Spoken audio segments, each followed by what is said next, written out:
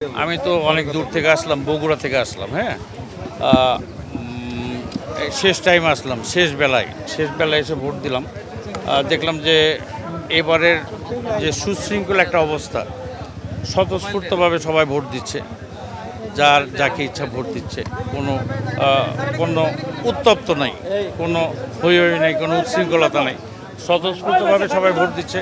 এবার এসে দেখলাম যে অন্যান্য বারের তুলনায় এবার আরও অনেক শান্তভাবে ভোট গ্রহণ হচ্ছে, সবাই ভোট দিচ্ছে ইনশাল্লাহ। এখনই হয়তো বা ভোট গ্রহণ শেষ হয়ে যাবে। তো যাই হোক, যেই দলই আসুক, যারাই আসুক, সবাই তো আমরাই। আগে তো একটা সিনিয়রদের ব্যাচ ছিল, সব সিনিয়রে ছিল। এবার তো কেউ সিনিয়র নাই, আমাদের ব্যাচেরই কেউ নাই। সানু টানু ছাড়া। যাই হোক, সানু আছে, মুক্তি আছে, এরা। তারপরে বাদ বাকি যারা আছেন, তাদেরকে অনেকে চিনে না, তাই না? যারা ভোটে দাঁড়িয়েছেন, আমার মনে হয় তারা বিগত সময়গুলোর ভুলভ্রান্তিগুলো শুদ্ধ করে নিয়ে সুস্থ সুন্দরভাবে আমাদের সমিতিটা চালাবে, এটাই আশা করি সবার। এবারও দাঁড়ানোর কথা ছিল, কিন্তু ঘটনা হচ্ছে যে একটা লেভেলের ব্যাপার আছে। আমি তো ছোট করে বলছি না, কারণ আমাদের একটা সময় ছিল সিনিয়ররা, আমরা তো সিনিয়রই, এখন তো জুনিয়র না।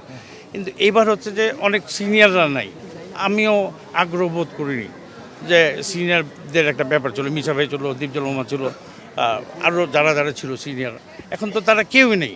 এখন একমাত্র সিনিয়র মনে হয় সানু, আমাদের ব্যাচেরই, ঠিক আছে। এখন আর সব জুনিয়র। এখন অনেক শিল্পীদেরকে আমরাই চিনি না, তাই না?